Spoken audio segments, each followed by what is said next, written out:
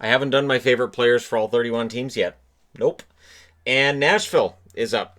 So Nashville, my favorite members of the Nashville Predators. Now to start things off, yes, I've got the amazing ugliness of this.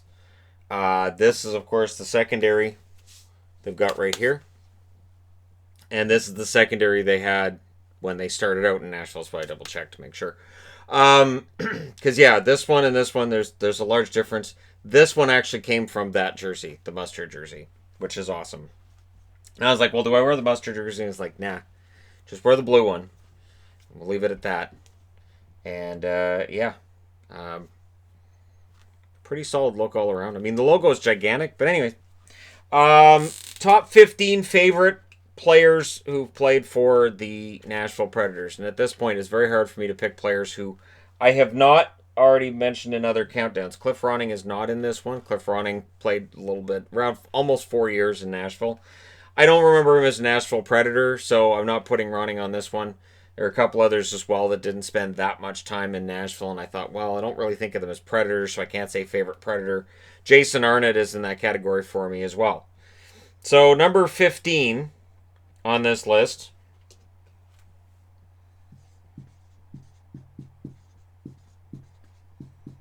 Craig Smith. Good, solid goal scorer. Pretty good year going this year at the time of the shutdown. He was playing really, really well. And, yeah, so 15th for me is Craig Smith. Who I did at one point say he's a bit overpaid, but you know what? No, I was wrong on that. Absolutely 110%. Number 14.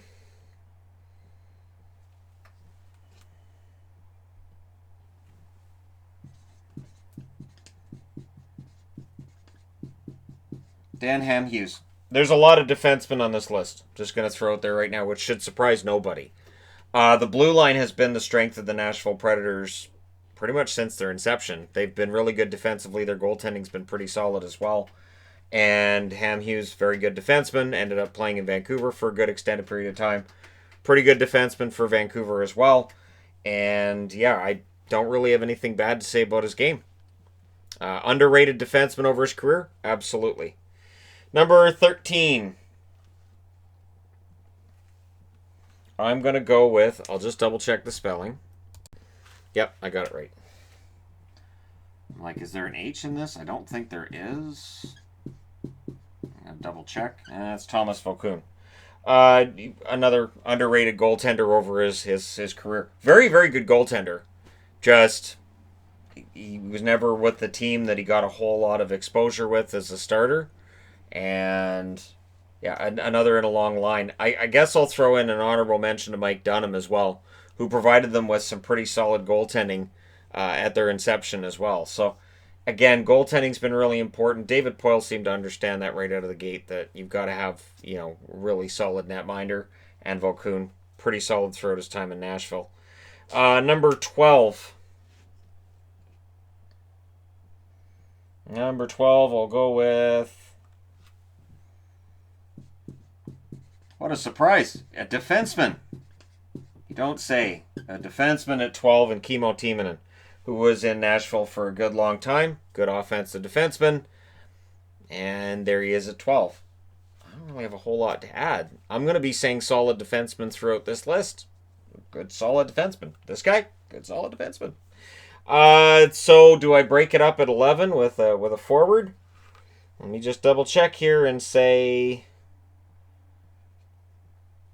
Yes. So who's played the most games as a member of the Nashville Predators? David Legwand. Now, what's interesting with David Legwand is that if you look at his overall career and you look at his draft position, you'd say, well, he was kind of a disappointment out of that draft position. But he was a member of the Nashville Predators for a very, very, very long time. Almost his entire career, right? Except for that cup of coffee in Detroit. I think that was it for him.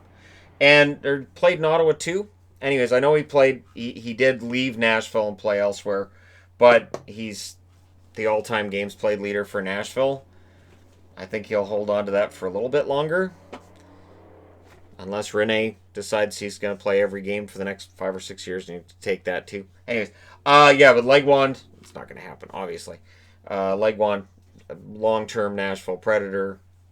If you're going to look for an overall face of the franchise over their entire existence, Would it be Legwand? Would it be Rene? Would it be Shea Weber?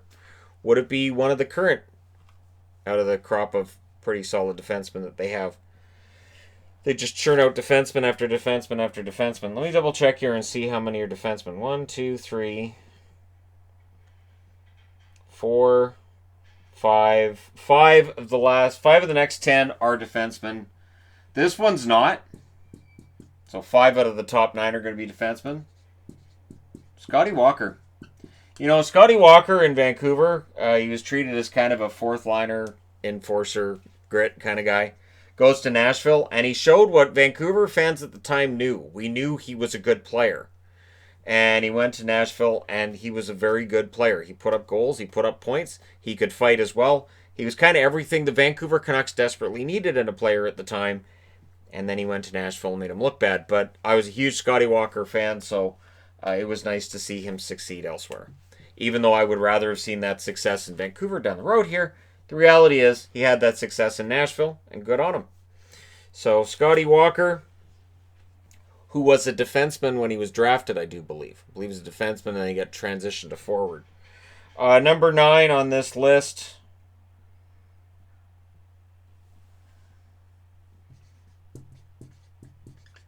Ryan Suter. Ryan Suter was on the Minnesota Wild list. He's on this one as well because he kind of has to be.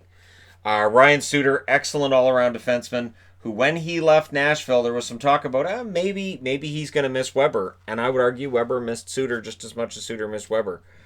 Suter's an excellent defenseman in his own right, puts up solid numbers throughout.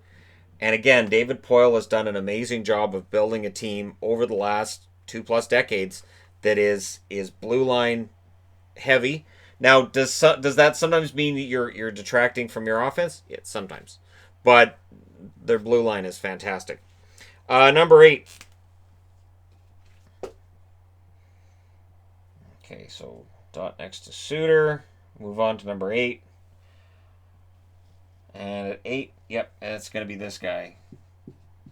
The other Scott. No, not Upshaw. The one I used to get him mixed up with, which was Hartnell. Scotty Hartnell. One of the most personable guys on the ice. And, he always seemed like a guy who was a favorite with teammates. I don't know if he was with management or not. He moved around a lot. Definitely, I got a kick out of him as a player throughout his time in Nashville and then in Philly. And just overall seemed like a great guy. And maybe he's the face of the Nashville Predators. It's an interesting one. I could do a video on 31 teams and the face of each franchise so that everybody could agree that I'm wrong. Right? Right. All right. And I'm talking like the overall, historically, the face of the franchise. So like Rocket Richard with Montreal, right? No? Okay. Number 7. There are some people going, no, obviously to be Rocket. Another one's going, nah, to be Patrick Roy. Anyways. Number 7. Let's see.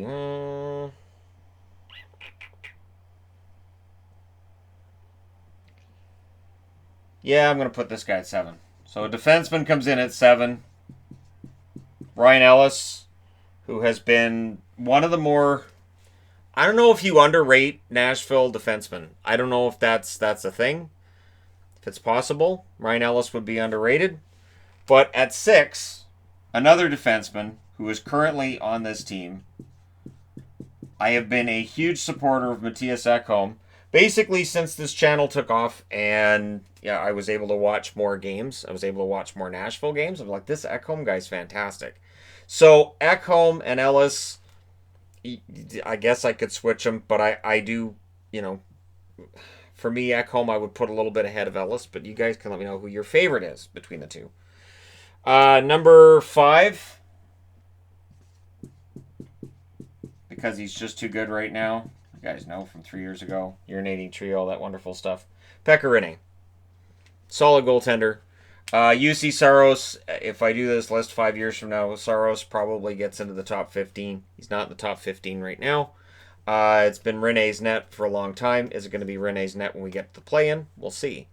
But I have Pekka Rinne at 5, and Rinne, really, really solid goaltender. Number 4. So now we're down to 2 defensemen and 2 forwards.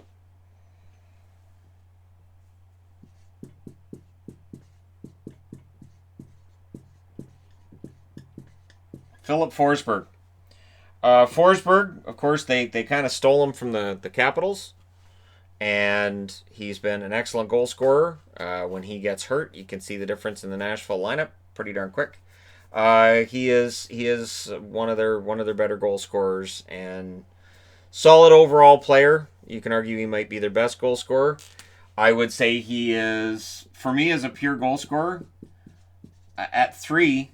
Notice I didn't have to look at the paper because I know who I got left now. And Victor Arvidsson for me is number 3. I've loved Arvidsson since the 2017 run to the Stanley Cup Finals. Prior to that, actually, too, I believe. The year before the goal scoring showed up, I thought, this Arvidsson guy, he works really hard in all the corners, gets into all the dirty areas. If his hands ever show up, look out. This guy's going to be fantastic. And he is. Victor Arvidsson, for me, if you're looking at who the best goal scorer in Nashville is, I think when Arvidsson's on, I don't know that anybody else competes with him. There are other guys who can get on those runs. Duchesne stands out as well. Obviously, he's not in the top 15. Duchesne's in his first year in Nashville. But, yeah, Arvidsson. Then at 2, we're down to 2 defensemen. Shea Weber, currently in Montreal. Keep in mind his contract, people think that sucks. Nashville didn't sign it. Philadelphia did to try to steal him from Nashville because Philadelphia knew how good he was. I believe it was Paul Holmgren that signed that. That Paul Holmgren was the one that signed that contract to try to lure him out of Nashville. And then David Poile was left going, I have to match.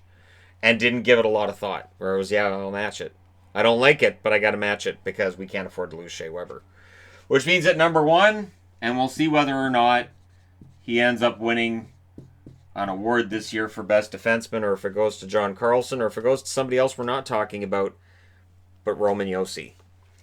Josi is kind of everything wrapped up into one, and I know there are people who complain that Josi's not that good. They don't see what the big deal is. And honestly, when I see that, my opinion becomes one of those people are where I was, say, 3-4 years ago, where I wasn't paying a lot of attention to Nashville nightly.